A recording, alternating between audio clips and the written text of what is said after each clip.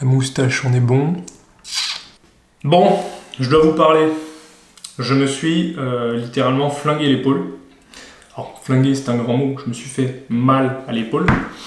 Et cette douleur a tendance à durer. Et c'est une douleur tendineuse qui survient, on va dire, dans différents types de mouvements. Mais ça, je vous en parlerai un peu plus tard dans la vidéo. Et je voulais vous faire cette vidéo justement pour vous montrer comment est-ce que vous pouvez vous inspirer, j'ai bien dit vous inspirer, pas copier, vous inspirer de comment je la gère, comment je la soigne, pour éventuellement vous aussi trouver des petites stratégies qui vont vous aider. Vous allez voir que le contexte va énormément jouer sur la façon dont vous allez récupérer dans votre épaule et surtout dans la provocation initiale de la douleur. Que la façon dont vous allez planifier va également jouer un rôle. Qu'est-ce que vous allez incorporer pour prendre soin de votre épaule? Et vous allez voir que le physique, c'est une partie, mais le physique ne fait pas tout. Et ça, c'est vraiment très important à retenir. Donc, est-ce que les cordonniers sont véritablement les plus mal chaussés? Vous savez, on a souvent tendance à dire ça. Par exemple, on se dit, ouais, les ostéos, mais alors qui c'est qui vous soigne? Ou les kinés, ou peu importe. Hein. Je prends l'exemple des ostéos parce que je suis ostéo. Est-ce que les cordonniers sont véritablement les plus mal chaussés? Je voudrais vous dire que non, parce que personnellement, moi, je me fais soigner très régulièrement en ostéo, des fois parce que j'ai des petites douleurs et que, en fonction de ce que je fais, ça me fait du bien, soit parce que, en suivi, de temps en temps, ça fait toujours du bien de voir un ostéo, non pas qu'il y a un truc qui va m'arriver si j'y vais pas, mais des fois, juste, j'aime bien, voilà. Ça me fait du bien, donc j'y vais. Donc non, les cordonniers ne sont pas les plus mal chaussés, et je vais évidemment vous expliquer comment je me suis fait mal à l'épaule, et ça a certainement parlé à plusieurs personnes qui bricolent. J'ai emménagé dans ma maison, donc là voilà, on est dans le bureau qui n'est pas tout à fait fini, et j'ai fait une mezzanine dans le garage. Et en faisant la mezzanine, j'ai voulu porter une poutre, j'étais tout seul, et en portant la poutre, en fait, en montant sur l'escabeau, j'ai été un peu déséquilibré, j'ai voulu rattraper un peu la poutre, et c'est en rattrapant la poutre que ça m'a fait un petit peu mal à l'épaule, mais rien de bien méchant sur le coup.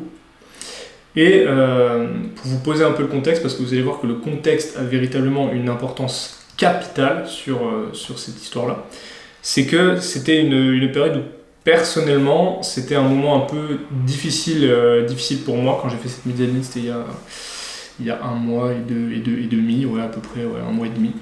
Je sortais en tout cas d'une période un peu délicate, j'étais fatigué, j'avais pas forcément spécialement envie de la faire au moment où je l'ai faite parce que voilà, il fallait pour le déménagement que je sois opérationnel.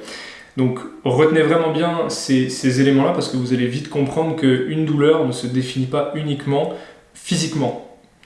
Et ça, c'est vraiment quelque chose qu'il faut que vous compreniez bien, c'est que vous êtes un humain, vous n'êtes pas une machine, vous n'êtes pas une voiture. On ne peut pas définir uniquement votre douleur et le contexte d'apparition d'une douleur uniquement à travers des faits mécaniques. Ça ne fonctionne pas toujours, ça fonctionne quelquefois, mais ça ne fonctionne pas tout le temps, même quand on a l'impression, comme là, qu'on est sur un traumatisme. D'accord? En tout cas, un petit traumatisme. Donc, j'ai mal. J'ai eu mal, on va dire plutôt. J'ai eu mal, docteur. Donc, qu'est-ce que j'ai pu faire? Donc déjà, la première des choses, ça a été évidemment de définir, on va dire, un peu cette douleur. Où est-ce que j'ai mal? Qu'est-ce que j'ai? Et ça, donc justement, je vous fais un petit aparté sur mon bouquin.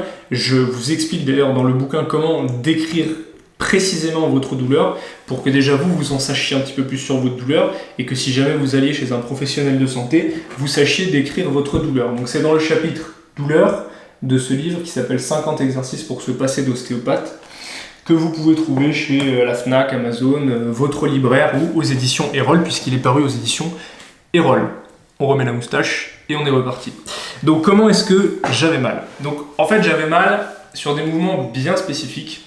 Essentiellement des mouvements au début un peu d'élévation, donc dès que j'arrivais à 90, là par exemple j'ai plus mal, là j'ai mal un peu plus haut, parce que je vous expliquerai après, mais en gros j'ai un petit souci, l'omoplate, les muscles de l'omoplate ne s'activent pas correctement, ils ont un peu de mal, donc je suis obligé de chauffer correctement l'épaule pour ne pas me faire mal, mais je vais y revenir. Donc surtout douleur à l'élévation, au niveau de l'épaule, sur le sommet de l'épaule. J'avais également une douleur à la rétropulsion. Donc la rétropulsion, c'est quand l'épaule elle passe derrière. Donc là, par exemple, je le sens plus. Par contre, j'ai des douleurs quand je force et que j'ai l'épaule qui est derrière. Donc par exemple, si je vais trop loin sur certains exercices de musculation, ça peut me faire mal à l'épaule. Notamment, je pense, je vous mettrai une photo ici, c'est quand je fais des exercices d'isolation sur les pecs avec ce qu'on appelle une poulie vis-à-vis. Où là, si je mets un peu trop de rétropulsion au niveau de l'épaule, ça peut venir tirer. Donc je suis obligé de modifier un petit peu ces choses-là. Et à la rotation, paradoxalement, j'avais pas spécialement de douleur, à part quand j'additionnais en rotation, adduction et une élévation. Donc en gros, quand je faisais ça. Et là, quand je fais la rotation, ça va, j'ai plus mal. C'est quand je suis au milieu et que j'accentue l'adduction, où là, j'ai une douleur pareille, sommet d'épaule, voire des fois derrière. Donc grosso modo, j'avais mal sur ces zones-là. Donc qu'est-ce que j'ai fait au départ? Donc pour vous contextualiser la période, plus que l'événement, j'ai passé 6 mois à construire en gros ma maison. J'ai pas fait énormément de sport. Et donc physiquement, même si j'étais bien, il y avait des petits manquements. Mon corps n'était pas forcément au top du top à ce moment-là. Et donc ce que j'ai fait dans un premier temps, c'est simplement de reprendre le sport. Donc je fais de la musculation en salle. Donc simplement de reprendre la musculation en salle, ça m'a permis déjà de retravailler, de recréer un lien entre mon cerveau et les muscles de l'épaule. Et ça m'a déjà permis de désensibiliser cette épaule-là. Donc en gros, la première phase, ça a été je bilante. Quand est-ce que j'ai mal, où est-ce que j'ai mal, quel type de douleur j'ai. Donc c'était plutôt une douleur tendineuse et les zones je vous ai données, dans les mouvements aussi. Et est-ce que y a d'autres facteurs qui vont pouvoir, entre guillemets, jouer? Voilà. Bref, moi, le plus gros facteur pour moi, quand je me suis fait mal, c'était que je faisais très peu de sport. En tout cas, pendant les 2 mois qui ont précédé, j'ai pas eu l'occasion ou l'opportunité de me dégager suffisamment de temps pour aller faire du sport. Donc il y avait ça. Donc deuxième phase, ça a été de travailler davantage la mobilité au niveau de l'épaule. La mobilité, dans la mobilité, je parle de l'échauffement et de la souplesse et de la mobilité. Donc souplesse passive, mobilité active et l'échauffement qui va être très très très important. Et d'essayer de comprendre à quel moment j'ai mal au niveau de l'épaule. Donc j'avais mal, non pas quand j'amorçais la montée, mais quand je passais à peine les 90 degrés.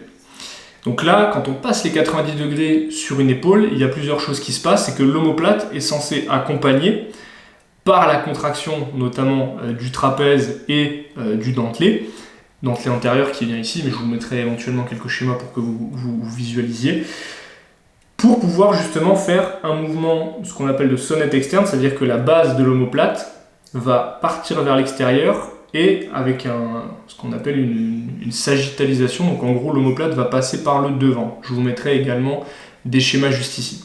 Et moi, en fait, l'omoplate, elle a du mal encore un peu à faire ça parce qu'il y a l'activation de certains muscles au niveau de l'épaule qui ne se fait pas au bon moment parce que la stabilisation n'est pas optimale.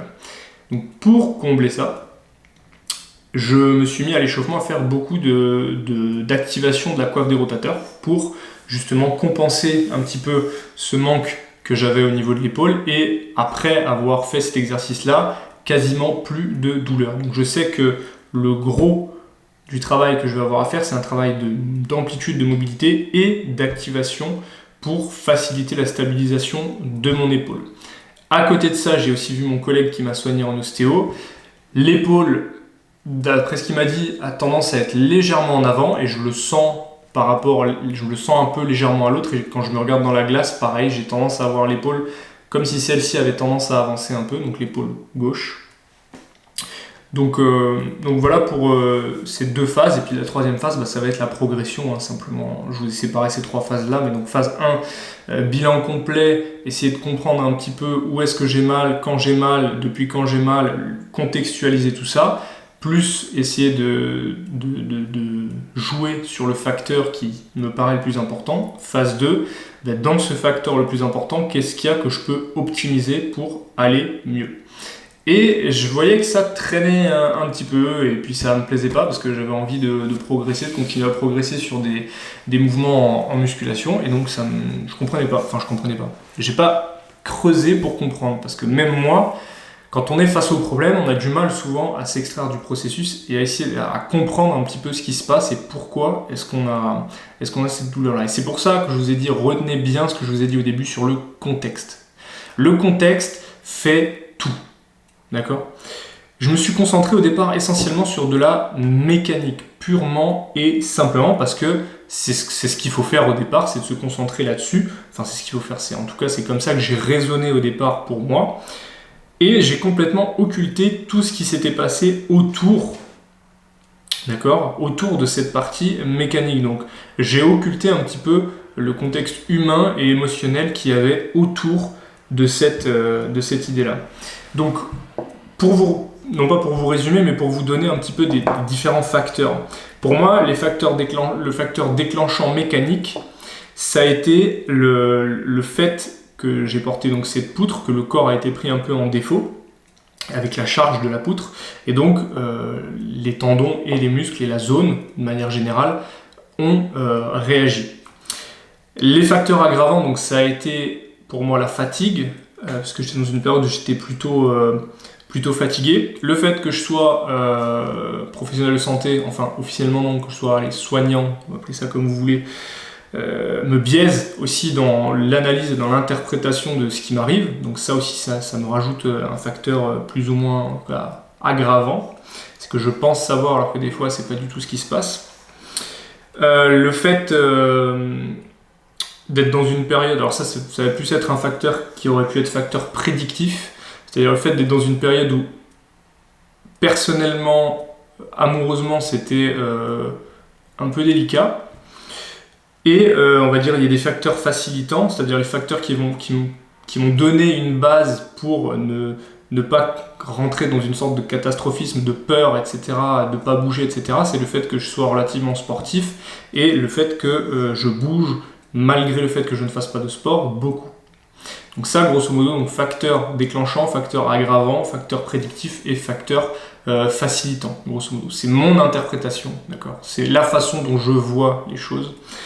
Et un des facteurs aggravants qui pour moi est vraiment ce que j'ai sous-estimé au départ, c'est ce facteur émotionnel, la période que je vivais. Donc ne négligez pas le mental et l'émotionnel quand vous souffrez d'une douleur.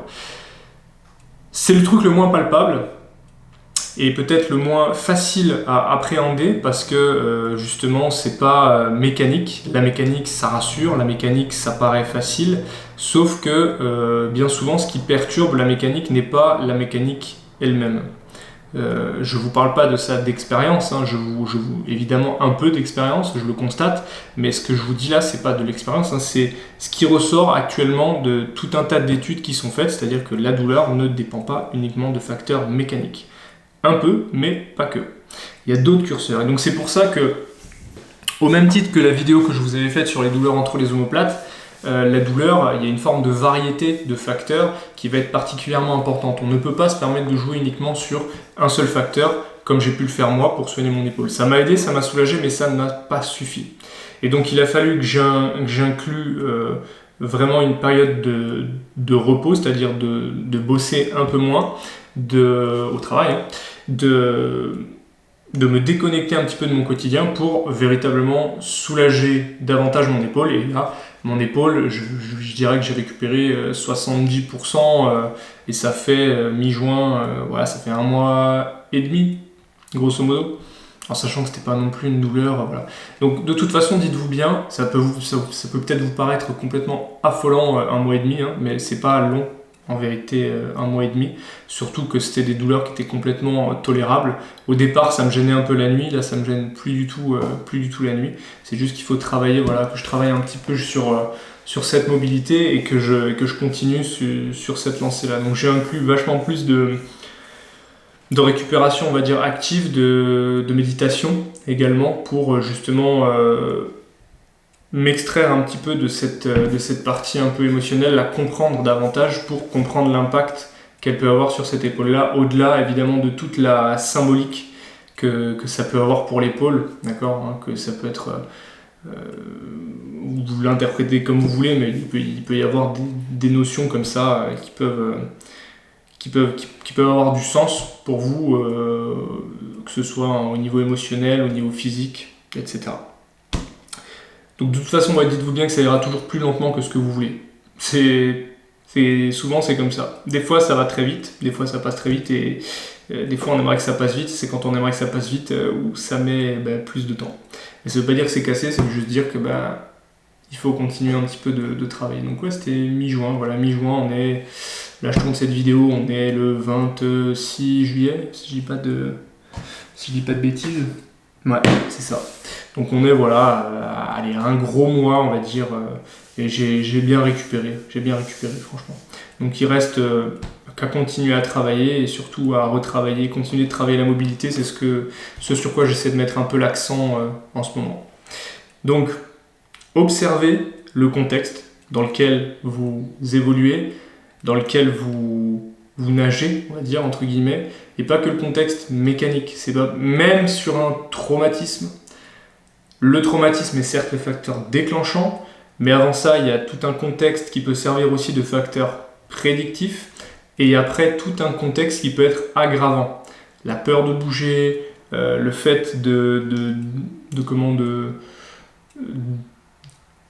catastrophiser, ça, je sais pas si ça se dit vraiment, mais en gros d'augmenter, d'angoisser un petit peu par rapport à votre peur. Alors vous allez me dire, ouais mais c'est humain, j'ai mal, j'ai peur, voilà, complètement. C'est pour ça qu'il faut vraiment vous entourer de professionnels de santé compétents qui savent vous expliquer qu'est-ce qui se passe de manière simple et surtout vous rassurer, parce que 95% du temps c'est des choses bénignes dans le sens qui sont non médicales et qui sont uniquement liées à de la douleur et qui ne sont pas liées à des modifications structurelles ou à de l'usure, etc. au niveau de votre corps. Donc ça c'est vraiment très très très important à comprendre. Donc le message vraiment de cette vidéo, c'est que le contexte prime. Le contexte prime sur le reste. Il est hyper important de définir le contexte avant, pendant et après le traumatisme, ou en tout cas avant, pendant et après l'apparition de la douleur. Ce qui est très compliqué, c'est que quand on n'en a pas conscience, on ne se rend pas compte sur le moment, et c'est une fois qu'on a posé la question qu'à la consultation d'après ou à celle d'après, les gens commencent à avoir des souvenirs qui reviennent par rapport à ce qui s'est passé avant. Alors il y a peut-être une forme d'induction aussi, mais c'est relativement important. Donc pensez-y, faites le point sur vos douleurs et essayez d'analyser le contexte. Est-ce que c'était une période particulière pour vous émotionnellement? Est-ce qu'il y avait vraiment de la fatigue? Est-ce qu'il y avait au niveau alimentaire des gros changements? Est-ce qu'il y avait un traumatisme? Est-ce qu'il y a eu une sollicitation davantage que d'habitude? Faites le point et je vais finir évidemment sur une note plus ou moins nuancée, mais des fois il n'y a pas d'explication. Voilà, ça peut paraître paradoxal, mais des fois il n'y a pas d'explication et des fois on a mal. La douleur, ça fait partie de l'expérience humaine et le tout c'est de réussir à trouver des stratégies et des solutions pour justement sortir de cette douleur-là. J'espère que cette vidéo un peu longue vous aura plu. Si elle vous a plu, lâchez-moi un gros pouce bleu. Abonnez-vous à la chaîne s'il vous plaît et lâchez-moi des commentaires, je serai ravi de vous répondre. Même si je ne réponds pas hyper souvent, je serai ravi de vous répondre. Allez, à plus.